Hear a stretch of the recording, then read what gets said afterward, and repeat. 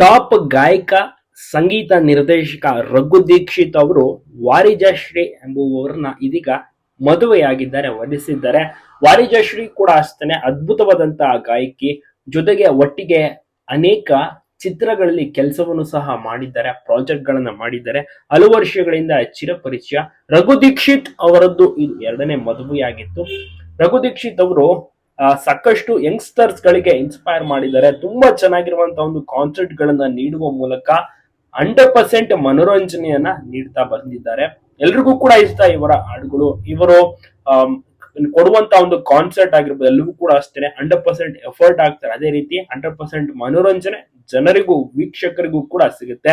ಬಂದವರೆಲ್ಲರೂ ಕೂಡ ಎಂಜಾಯ್ ಮಾಡ್ತಾರೆ. ಮತ್ತೆ ಇವರು ಮಾಡುವಂತ ಒಂದು ಮ್ಯೂಸಿಕ್ ಆಗಿರ್ಬೋದು, ಚಿತ್ರದಲ್ಲಿ ಬರುವಂತ ಹಾಡುಗಳು, ಮತ್ತೆ ಇವರ ಒಂದು ಧ್ವನಿಯಲ್ಲಿ ಕೇಳುವಂತ ಒಂದು ಹಾಡುಗಳಾಗಿರ್ಬೋದು, ಎಲ್ಲವೂ ಕೂಡ ಅಷ್ಟೇ ಸಿಕ್ಕಾಪಟ್ಟೆ ಸೂಪರ್ ಆಗಿರುತ್ತೆ.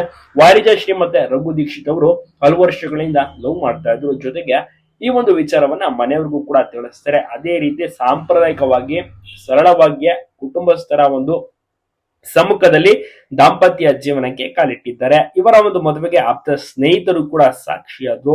ನವ ಜೋಡಿಗೆ ಶುಭಾಶಯಗಳನ್ನ ತಿಳಿಸಿದ್ರು. ರಘು ದೀಕ್ಷಿತ್ ಅವರಿಗೆ ಅನೇಕ ಫ್ಯಾನ್ ಫಾಲೋವಿಂಗ್ ಕ್ರೇಜ್ ಇದೆ. ಜೊತೆಗೆ ಅಭಿಮಾನಿಗಳು ಸಹ ಇವರಿಗೆ ಕಮೆಂಟ್ ಗಳ ಮೂಲಕ ವಿಶಸ್ ಗಳನ್ನ ತಿಳಿಸಿದ್ದಾರೆ.